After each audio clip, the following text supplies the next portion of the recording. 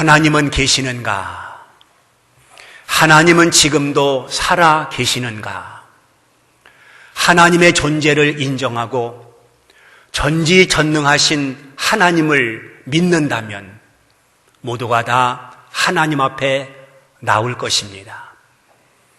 그러나 세상 사람들은 하나님의 존재를 인정하지 아니하고 하나님의 전능성을 부정하고 있습니다.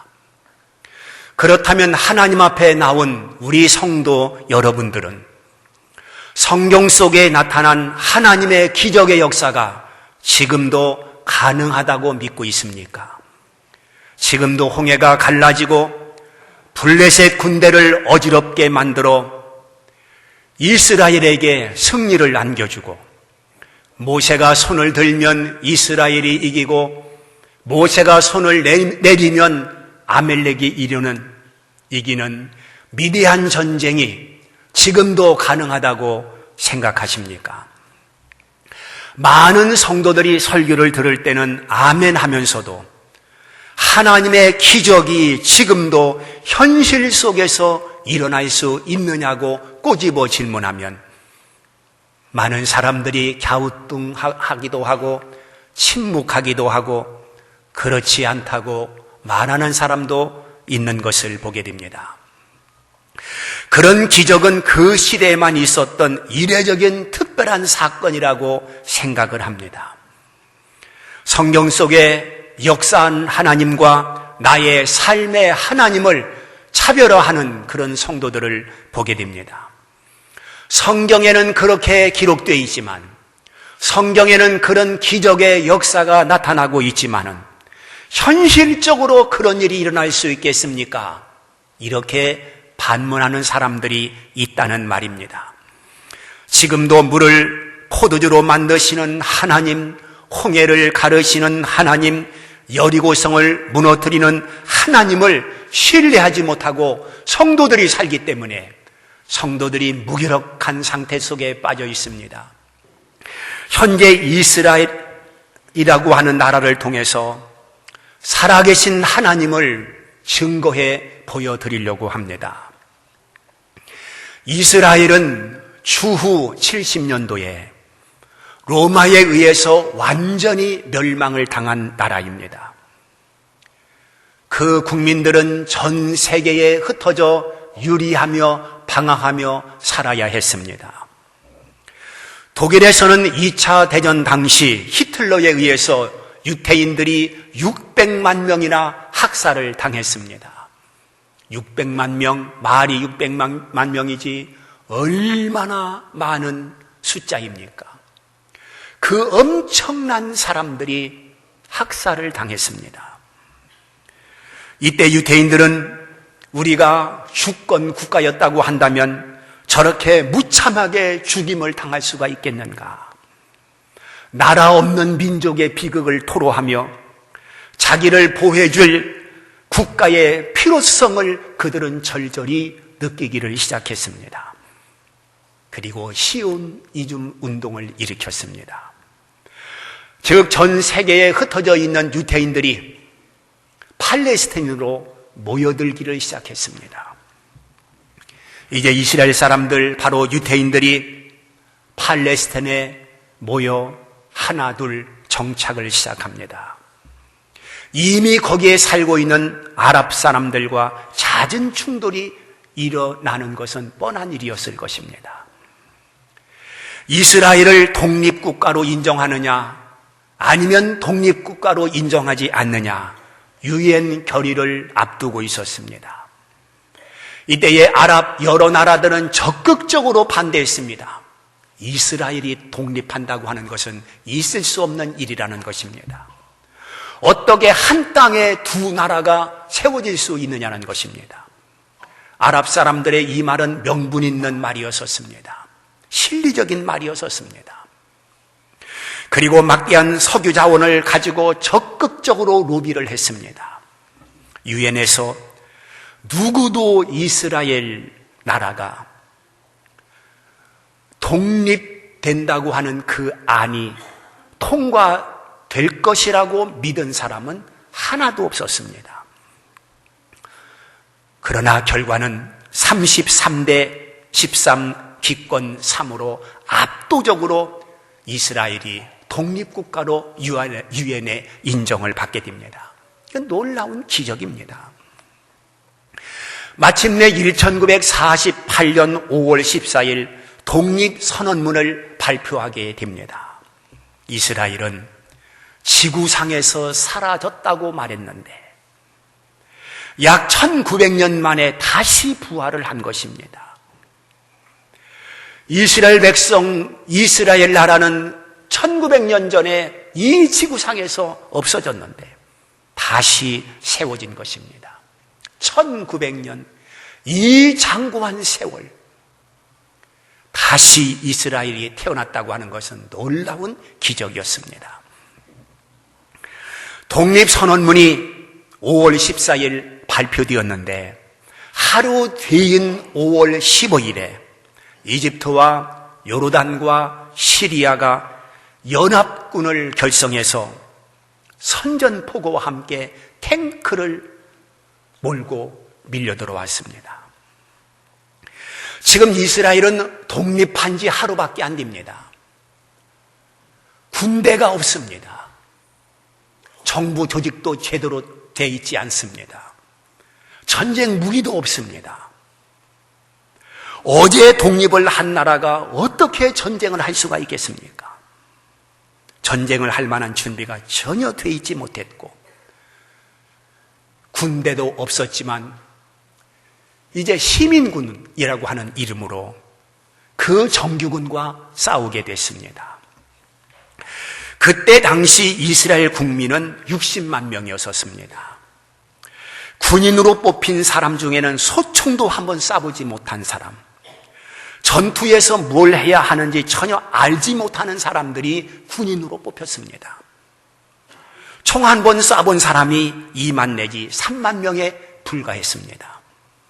무기라고는 장갑차 12대, 그중 화포가 달려있는 것은 겨우 4대뿐, 그리고 전차 3대, 그리고 3대의 정찰 차량이 전부였습니다.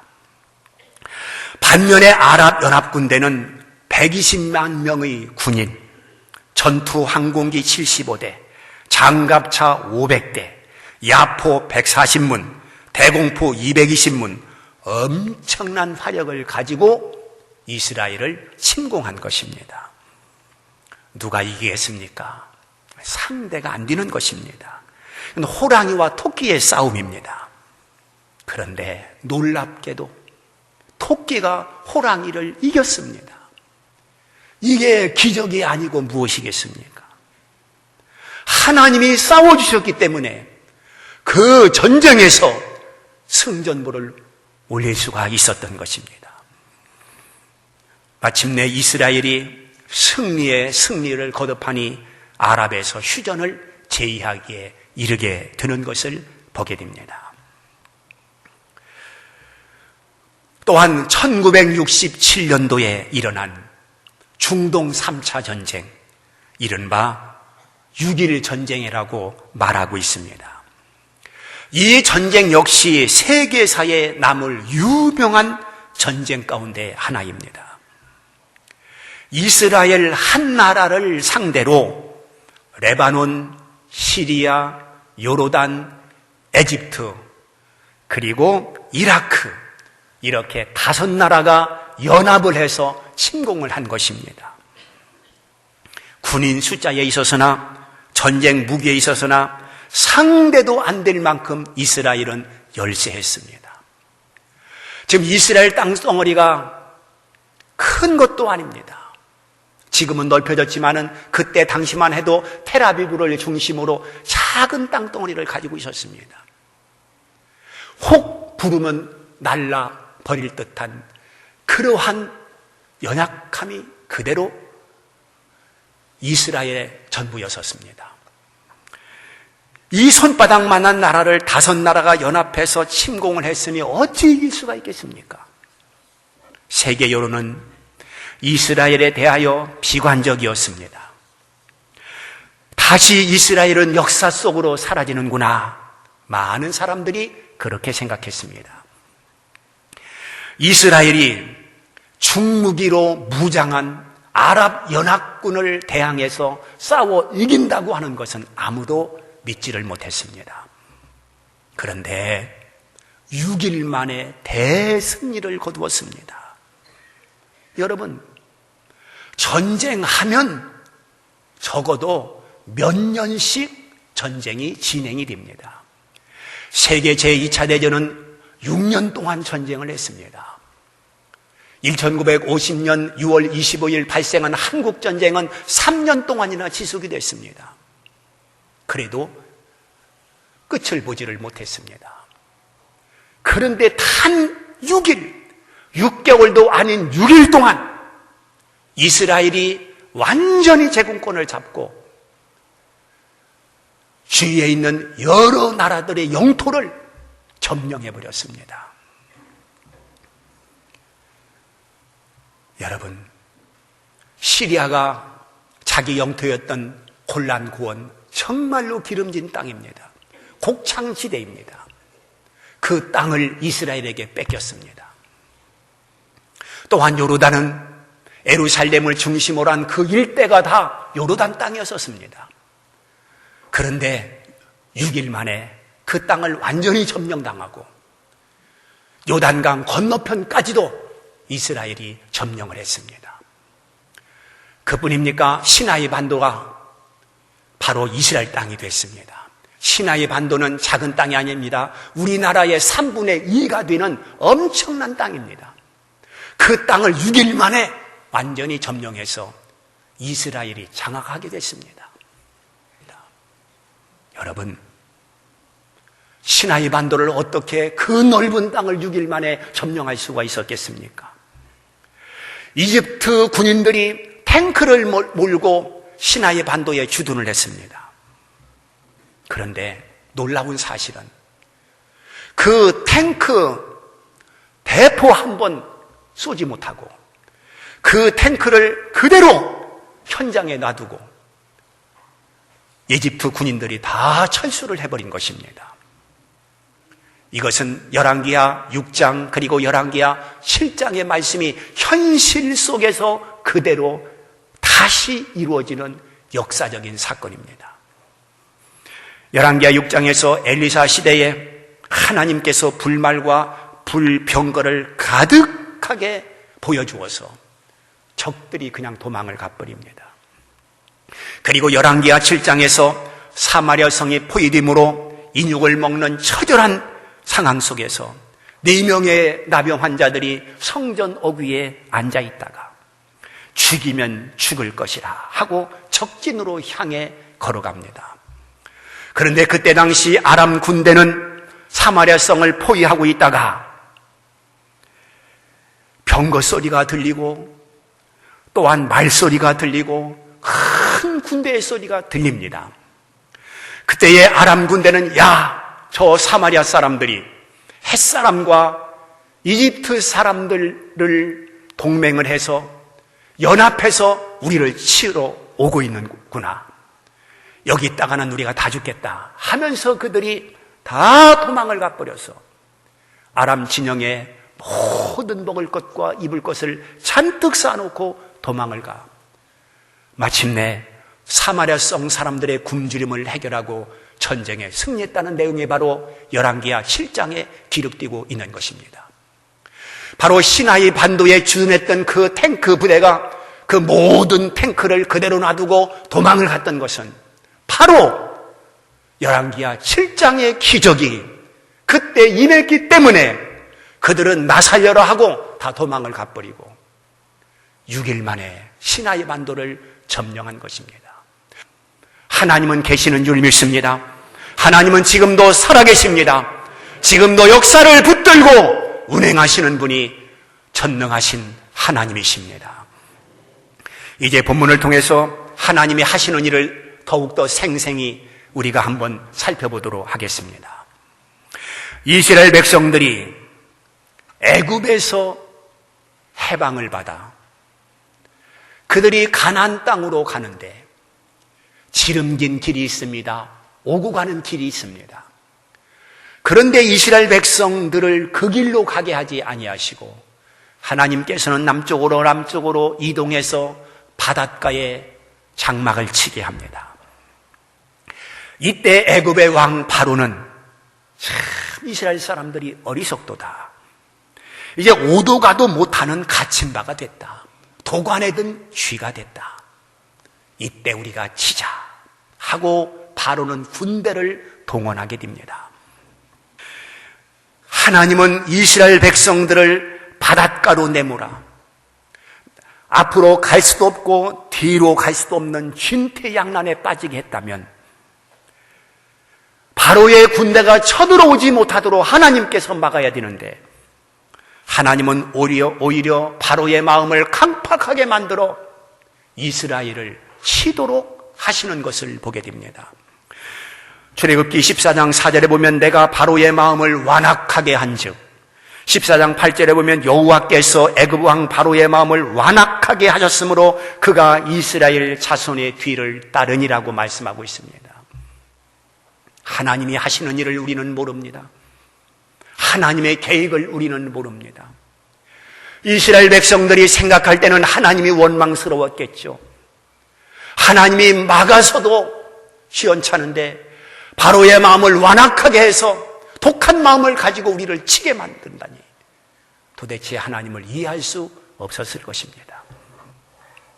그리고 이스라엘이 도관에 든 쥐고 군사가 없는 무기가 없는 그저 이스라엘 백성들이라고 한다면 애굽의 무기 10분의 1만 가지고 와도 얼마든지 승산이 있을 터인데 애굽에 있는 모든 군인들, 애굽에 있는 모든 무기들을 총동원시켰으니 이게 웬일인가? 여기에 분명 하나님의 뜻이 있었다고 하는 것을 우리는 나중에 알 것입니다. 여기에 대해서 모세의 믿음을 우리는 보게 됩니다. 14장 13절에 보면 구원을 보라는 것입니다. 여호와께서 오늘 너희를 위해서 행하시는 구원을 보라고 모세는 외쳤습니다. 구원을 보라. 하나님이 어떻게 여러분들의 생명을 살려주시는지, 하나님이 어떻게 여러분들을 구원시켜 주시는지 그것을 똑똑히 두 눈으로 보라고 모세는 외치고 있는 것입니다. 14절에 있는 말씀을 보게 되면 여호와께서 너희를 위해서 싸우시리라 이렇게 말씀하고 있습니다. 말씀을 드린 것처럼 이스라엘은 전쟁 무기도 전쟁할 만한 군인도 없습니다. 이스라엘 백성들과 애굽의 군대와 육박전을 한다면 이스라엘은 전멸할 수밖에 없습니다. 애굽의 병거 앞에, 애굽의 무기 앞에 이스라엘 백성들은 속수무책일 수밖에 없었습니다. 그런데 하나님께서 대신 싸워주신다고 모세는 외치고 있는 것입니다. 여호와께서 너희를 위해서 싸우시리라. 하나님이 너희들을 도와주시고 하나님이 너희들에게 전쟁에서 승리할 수 있도록 하나님이 앞장서서 이스라엘을 지키시고 이스라엘을 대신해서 싸워주실 것을 모세는 외치고 있는 것입니다. 이제 본문 말씀을 통해서 믿음대로 되는 것을 보게 됩니다. 21절에 보면 물이 갈라져 바다가 마른 땅이 되었다라고 소개하고 있습니다. 여러분, 홍해가 갈라져 마른 땅이 됐다는 말입니다. 이스라엘 백성들은 이 뜻밖의 광경, 전혀 예기치 못하고 생각하지 못했던 일들이 눈앞에서 지금 벌어지고 있는 것입니다. 상상도 못했던 일들이 지금 펼쳐지고 있는 것입니다. 바다가 갈라지리라고 하는 것은 전혀 예측도 못했고 상상도 못했습니다. 그런데 지금 바다가 서서히 갈라지고 있는 것입니다. 이것을 바라보는 이스라엘 백성들은 황홀경에 빠졌을 것입니다. 감동에 젖어 있었을 것입니다. 그리고 흥분의 도가니 속에 묻혀 있었을 것입니다. 어찌 이럴 수가 있을까? 그들은 하나님의 능력 앞에 감사치 않을 수 없었고 하나님의 위대한 능력 앞에 무릎을 꿇을 수밖에 없었을 것입니다. 그리고 24절에 보면 애굽 군대를 어지럽게 하였다고 기록을 해놓고 있습니다. 하나님께서는 도망가는 이스라엘 백성들을 지키기 위해서 어느 때는 불기둥으로 애굽 군대를 막아섰습니다. 그리고 지금 이스라엘 백성들이 홍해를 육지처럼 마른 땅을 통해서 지금 걸어가고 있습니다. 그때에 애굽 군대가 그 뒤를 쫓습니다. 여러분, 지금 병거를 타고 이스라엘 백성들을 쫓고 있는 애굽 군대, 몇 발짝 못 가서 다 붙들릴 것입니다. 그런데 하나님께서 그들을 어지럽게 했다고 성경은 말씀하고 있습니다. 어지럽게 하니 그들은 갈팡질팡 좌우를 분별하지 못합니다. 그들의 입에서 무슨 말이 터져 나옵니까? 오늘 말씀을 보니까 우리가 도망하자, 여호와가 그들을 위해서 싸우신다. 이 말은 모세가 한 말이 아닙니다. 이 말은 이스라엘 백성들이 한 말이 아닙니다. 애굽 군대의 입에서 한 말입니다. 여호와가 그들을 위해서 싸운다. 우리는 도망가야 된다. 그들을 대항해서 우리가 이길 수 없다. 우리가 살기 위해서는 도망가야 된다. 이런 외침이 애굽의 군대에서 계속해서 터져나왔습니다. 마침내 그들은 뒤를 돌아 도망가려고 했지만은 홍해물이 겹쳐 마침내 이스라엘에 대항해서 이스라엘을 전멸시키고자 했던 바로의 계획은 완전히 수포로 돌아갑니다. 그 엄청난 군대가 다 물속에서, 그리고 그 엄청난 무기가 다 물속에 사장돼 버립니다. 여러분, 이렇게 애굽의 군인들과 그 무기들이 물속에 사장됨으로 말미암아, 쓸모없는 것들이 되버림으로 말미암아 40년 동안 이스라엘 백성들이 광야 생활을 할 때에 애굽이 감히 이스라엘을 침범하지 못합니다. 무기가 없습니다. 또 그만한 군인을 만들기 위해서는 세월이 필요합니다. 하나님은 이스라엘 백성들을 보존하고 보호하기 위해서 그리하셨던 것입니다. 이제 말씀을 맺습니다. 우리 앞에 홍해가 놓여 있습니다. 우리 성도들은 믿음 앞에 여리고가 무너지고 홍해가 갈라진다고 하는 확신을 가지고 살아야 되는 것입니다. 어떤 장애가 우리 앞에 놓여 있다 할지라도 내게는 하나님이 계시니 그 하나님의 이름으로 장애를 무너뜨리고 승리할 수 있다고 믿으시기를 바랍니다. 홍해를 두려워하지 마십시오. 기도 앞에 홍해는 갈라집니다. 믿음 앞에 홍해는 갈라집니다. 성도들이 가는 길을 그 어떤 세력도 막아 성도들의 길을 멈추게 할 수는 없습니다. 우리는 천성을 바라보고 걸어가는 자들인 것입니다. 하나님 나라를 향해서 달려가는 사람들인 것입니다. 이 길을 누가 막을 수가 있겠습니까? 그동안 기독교를 핍박했던 수많은 정치가들이 있었습니다. 때로는 화형을 시키고, 때로는 사자밥을 만들고, 때로는 이제 칼로 목을 베어 순교자로 만들었습니다. 그러나 기독교는 여전했습니다. 하나님의 이름은 여전했습니다. 오늘 우리는 하나님은 살아계셔서 우리와 함께 하신다는 이 명백한 믿음을 가지고 이 세상에서 승리자가 되어야 될 것입니다. 홍해 앞에 두려워하는 것이 아니라 믿음으로 홍해가 갈라진다고 믿어야 될 것입니다. 여리고 앞에서 두려워하는 것이 아니라 믿음으로 무너뜨린다는 것을 믿어야 될 것입니다. 승리의 노래를 하나님은 우리에게 주실 것입니다.